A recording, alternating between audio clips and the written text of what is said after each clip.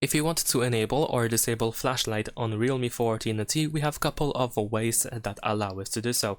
The main way to enable or disable flashlight is to go to quick settings, where we can find the flashlight button over here.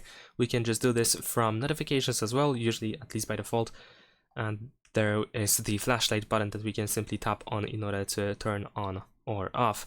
The second way is to use a shortcut by pressing and holding the volume down button if we are in the, well, when the phone is locked, but this option has to be enabled, so we can make sure that it is enabled by going to settings, scroll down to accessibility and convenience, and then over here we can go to gestures and motions, and over here we have turn on or off flashlight with volume button.